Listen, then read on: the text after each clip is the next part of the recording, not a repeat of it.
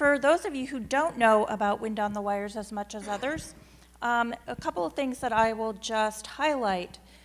We have been around for 16 years working on, we started with wind energy and still predominantly do a lot of wind and a lot of working on infrastructure, kind of rules of the road, technical issues. Yes, self-identified geek here.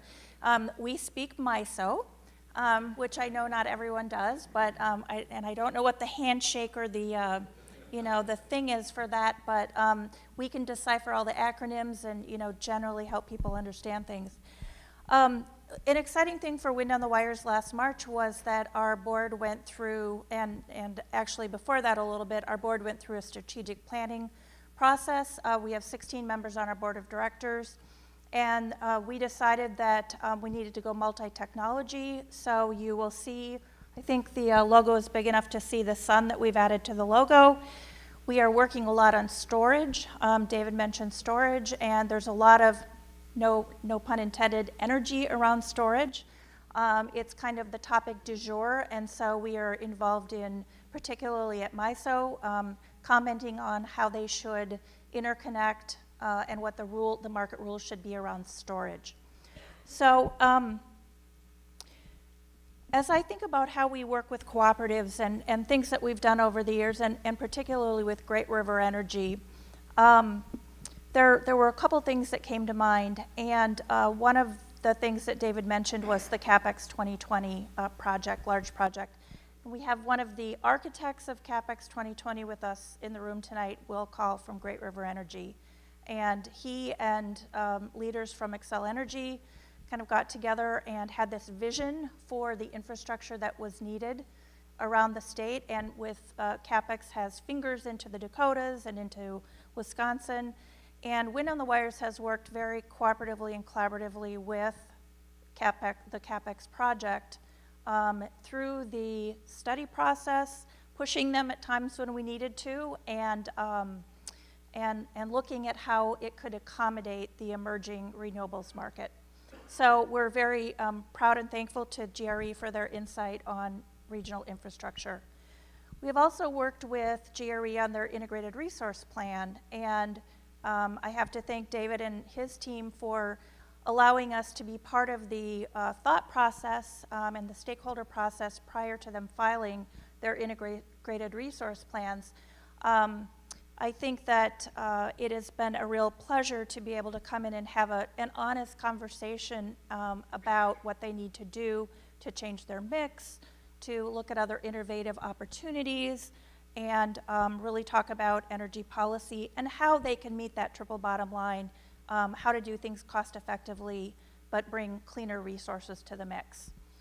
And so then the other thing we've done with them and with other cooperatives is a lot of work at MISO to really look at the rules of the road in planning, markets, and operations. And we're always encouraging that next innovation. So we're looking forward to what they have to say in the future. But I just wanted to have you understand a few more specifics about the CapEx 2020 project. These are not well-known facts, and they should be, Chris Farrell. The fact that the CapEx 2020 project is a larger investment in Minnesota than the Viking Stadium, now that's newsworthy. And that it benefits all Minnesotans.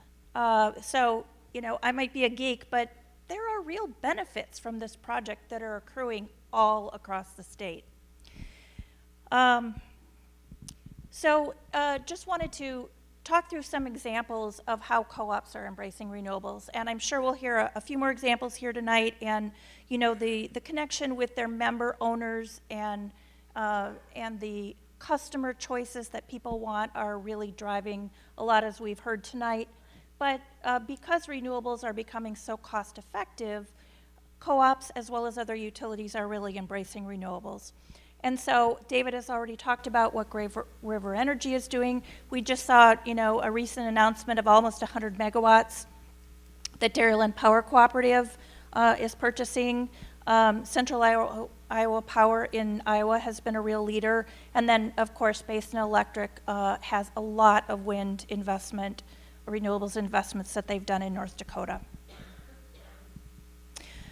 But this is probably the slide that I want to be able to spend just my remaining 2 minutes on. We do not do wind farms in Hennepin County.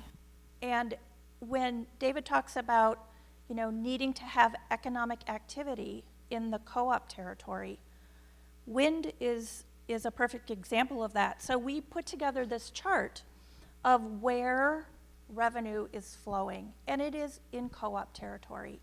So as you look at, especially across southwest and southern Minnesota, the tax revenue that is coming in from these wind farm developments is enormous.